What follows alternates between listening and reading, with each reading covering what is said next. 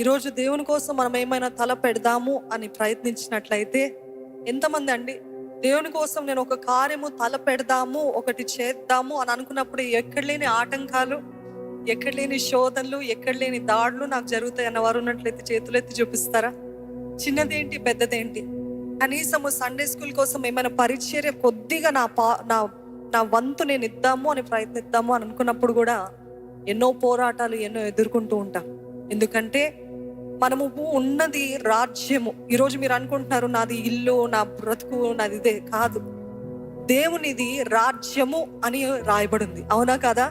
We are in the kingdom, we are the kingdom of God. దేవుని రాజ్యపు బిడ్డలం మనం అందరము కూడా. అందుకనే ఇది ఎప్పుడు కూడా రెండు రాజ్యాలకి మధ్య జరిగే యుద్ధము. అపవాది రాజ్యము, ఇంకోటి ఏంటండి? అపవాది రాజ్యము. అందుకనే దేవుని రాజ్యము కడుతున్నప్పుడు ఏదో ఒక రీతిగా అపవాది మనల్ని దాడి చేయడానికి ప్రయత్నిస్తూనే ఉంటాడు. చిన్నదేంటి పెద్దదేంటి అన్ని విషయాల్లో దేవుని కోసం నేను పరిశుద్ధంగా జీవిస్తాను అని ప్రార్థన చేస్తారనుకోండి, ఎక్కడ లేని శోధనలు, మీకు ఏదైతే వీక్నెస్ చిన్నప్పటి నుండి ఆ శోధనతోటి మిమ్మల్ని ప్రేరేపిస్తూ ఉంటాడు.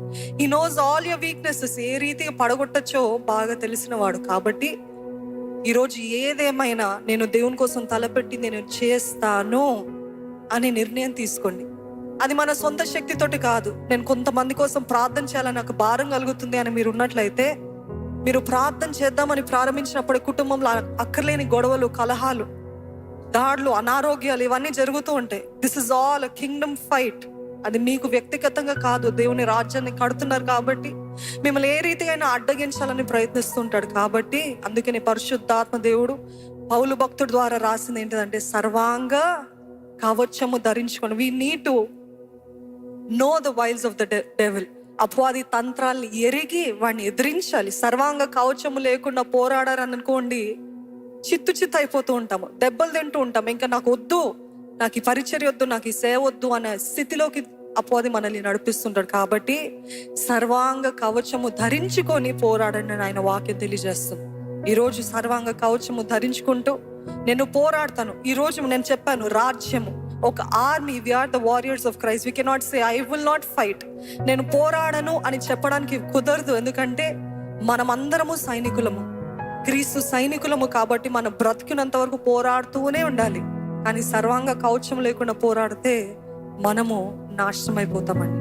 ఈరోజు దేవుని సన్నిధిలో అడుగుదాము, దేవా అపవాది తంత్రాలని ఎరిగిన వారుగా మేము ఉండటానికి సహాయం చేయి. ఎందుకు నాకేలాగా అవుతుంది, ఎందుకు నాకే జరుగుతుంది అని ప్రశ్నలు కాదు, కానీ నమ్మండి, వీఆర్ ఇన్ ద కింగ్డమ్. ఈ యుద్ధము ఎప్పుడు జరుగుతూనే ఉంటది, పోరాటం ఎప్పుడు కలుగుతూనే ఉంటది. కాబట్టి ఎల్లప్పుడూ సర్వాంగ కవచము ధరించుకొని ఆయన రాజ్యంలో మనము పోరాడేవారుగా ఉందామండి.